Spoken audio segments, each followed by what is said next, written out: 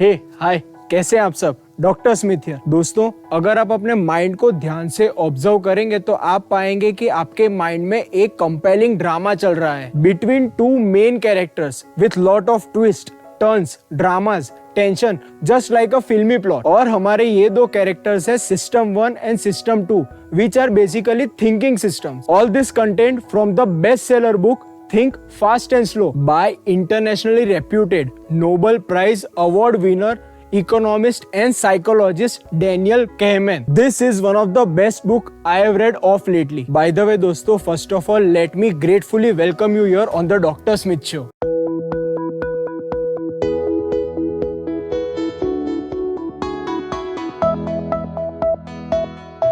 दोस्तों, इस बुक का कोर कॉन्सेप्ट को समझने के लिए I request you all to watch the whole video. Otherwise आपके इस बुक के कॉन्सेप्ट को समझने में इंटेलेक्चुअल गैप्स बन जाएगी। एंड अगेन, इस वीडियो के एंड में I have a surprise for you. मैंने इस पूरी बुक के टॉप कोट्स को बंडल अप किया है और आपके साथ मैं शेयर करूंगा behind picturesque backgrounds. Anyways, let's start with this amazing video. तो जैसे कि मैंने आपको इस वीडियो के स्टार्टिंग में बताया था, हमारी माइंड में दो सिस्टम्स होती है, system 1 and system 2। First one is automatic and second one is considered. ये दो सिस्टम्स हमारे बिहेवियर को डिटरमाइन करती है। सिस्टम नंबर 1 हमारी ब्रेन का वो पार्ट है जो इंट्यूटिव सडनली ऑपरेट करता है without our conscious control. For example, आप एक काम कर रहे होते हैं एंड सडनली एक अनएक्सपेक्टेड लाउड साउंड आपको सुनाई देता है, तो तुरंत आपका अटेंशन वहां डाइवर्ट हो जाता है।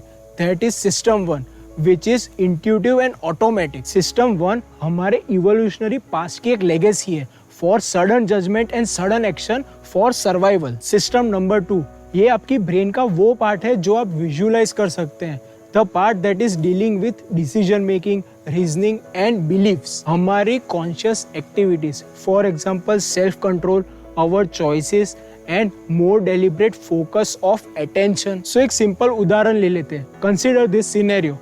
आप भीड़ में अपने मम्मी पापा, फ्रेंड या स्पाउस को ढूंढ रहे हैं। At that time your mind deliberately focuses on the task at hand. उस इंसान, आपके मम्मी पापा, आपका फ्रेंड या आपके स्पाउस की कैरेक्टरिस्टिक्स को याद कर कर उन्हें लोकेट करने की कोशिश करेगा आपका माइंड। इससे सारे पोटेंशियल डिस्ट्रैक्शंस एलिमिनेट हो जाएंगे, माना कि बाकी लोग जो उस भीड़ में हैं। अल्टीमेटली आप उस इंसान को ढूंढ ही लेते हैं if you maintain that focus of attention. So ये थी बेसिकली हमारी दो सिस्टम ऑफ थिंकिंग। सो हमारी ये दो माइंड की थिंकिंग सिस्टम्स कैसे काम करती है, let's see with a simple bat and ball example. So here is the question for you. A bat and a ball together cost $1.1 and bat is costlier than the ball by $1. So अब आप मुझे बताएं कि अकेले ball की क्या कीमत है। आप इस वीडियो को पॉज कर सकते हैं। I will wait for you. Calculate it and answer in the comment section. So majority आप में से कई लोग आंसर देंगे $0.1, माना कि 10 cents for the ball, which is basically from system 1, automatic and intuitive thinking. And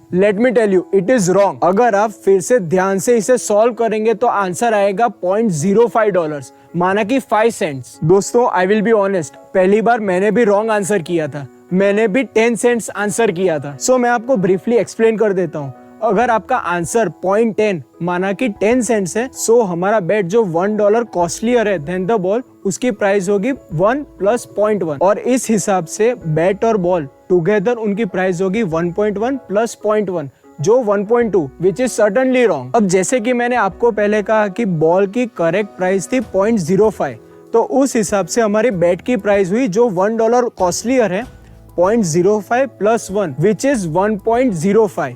और टुगेदर बैट और बॉल की हुई 1.05 + 0.5, 1.1, जो हमारे क्वेश्चन में हिंट था। दोस्तों, ये क्लासिकल एग्जांपल है of system 2 taking over system 1। हमारे सिस्टम 1 को ये प्रॉब्लम काफी आसान लगा और उसे लगा कि वो अकेला ही सॉल्व कर देगा। And our mind got tricked. ये हमारी इननेट लेजीनेस, मेंटल लेजीनेस को एक्सपोज करता है।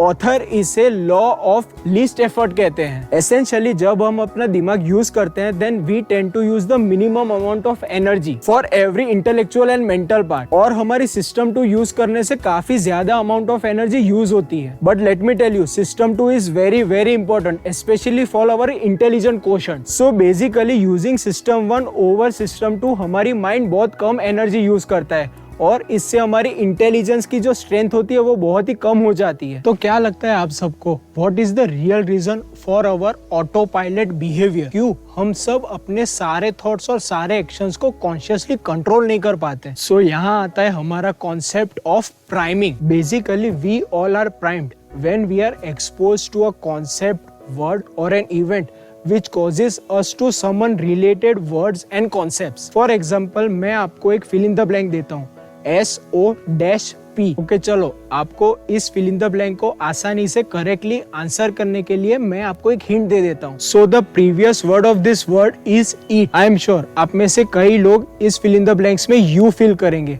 माना कि SOUP, soup. और अगर आपको मैंने eat के जगह shower कहा होता तो आई एम श्योर आप सभी लोग यू के जगह ए लगाते, माना कि SOAP, so that exactly what priming does to you. So basically priming बाकी सोसाइटल एलिमेंट्स की तरह आपके thoughts, choices, judgements and eventually behaviour को हेविली इन्फ्लुएंस करता है. All this eventually affect the culture and ultimately the kind of society we all live in. So now let's talk about snap judgments. हमारा दिमाग काफी ऐसे decisions लेता है even when it lacks enough amount of information for making any rational decision. मैंने अपने influence के video में हेलो इफेक्ट की बात की थी, डू चेक देम आउट. वो कॉन्सेप्ट यहीं भी अप्लाई होता है. Essentially a hello effect is an exaggerated emotional coherence. For example, आप किसी एक पार्टी में एक लड़के को मिलते हैं जिसका नाम क्रिश हो सकता है और वो बहुत ही चार्मिंग है, बहुत ही फन लिविंग है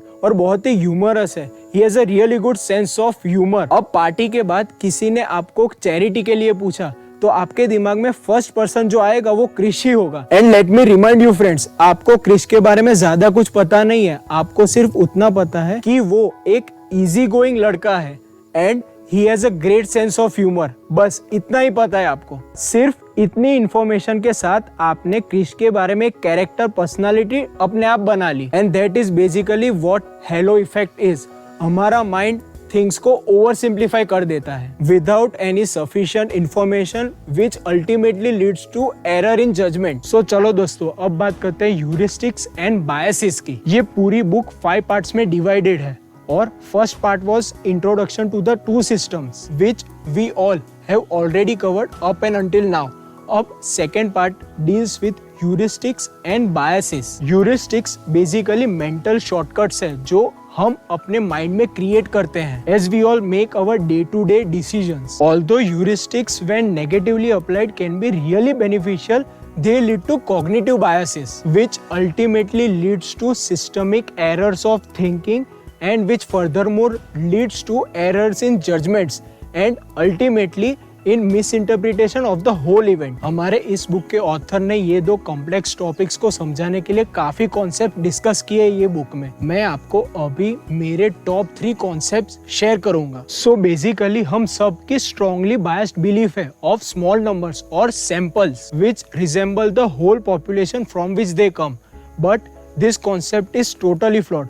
माना कि कैसे आप प्रेडिक्ट कर सकते हैं पूरे पॉपुलेशन को खाली थोड़े लोगों को देखकर. Second one is anchor. Anchoring bias तब होता है जब लोग सबसे पहले दी हुई इंफॉर्मेशन पर ज्यादा दबाव देते हैं to make their decisions. Okay चलो, आपको मैं एक बहुत आसान उदाहरण दे देता हूँ जो काफी रिलेटेबल है.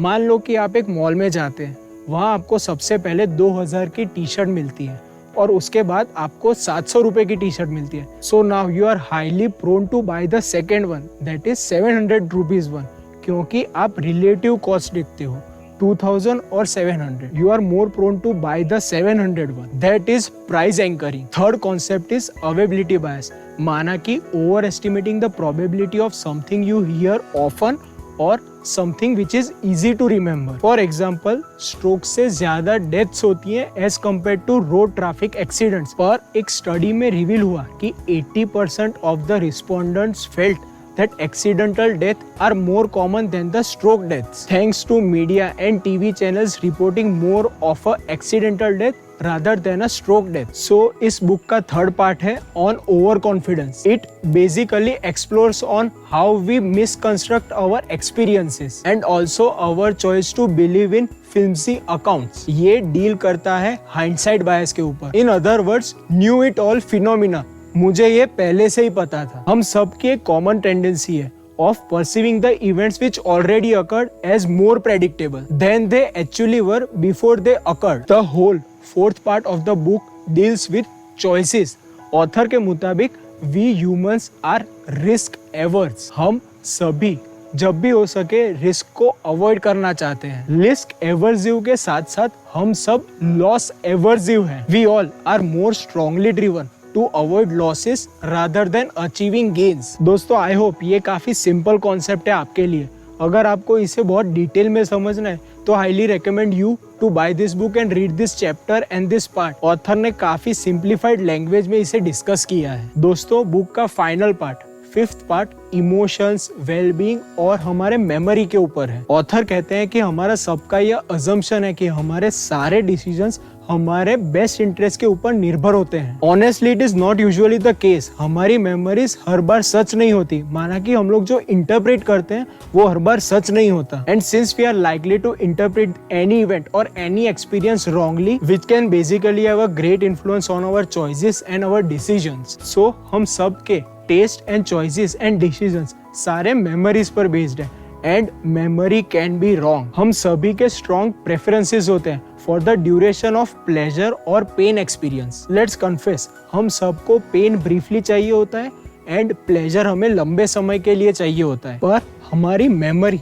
जो सिस्टम 1 का फंक्शन है वो इवॉल्व हुई है to represent the most intense peak effect of any pain or pleasure experience और साथ साथ also representing the feeling you had at the end of that experience. And this duration neglect, peak effect and end of episode effect हमारी memory को wrong बनाती है। All these effects lead to faulty memories. So to conclude this all, our mind has basically two systems. System 1 and System 2. The first one is automatic, instinctive, impulsive, intuitive and a fast thinker. Second one is more conscious, thoughtful, deliberate, calculative and a slow thinker. हमारे life की काफी situations में ये दो systems के बीच काफी conflict होती रहती हैं and our thoughts and actions in that particular moment is a clear indicator of which system is in more control at that particular time.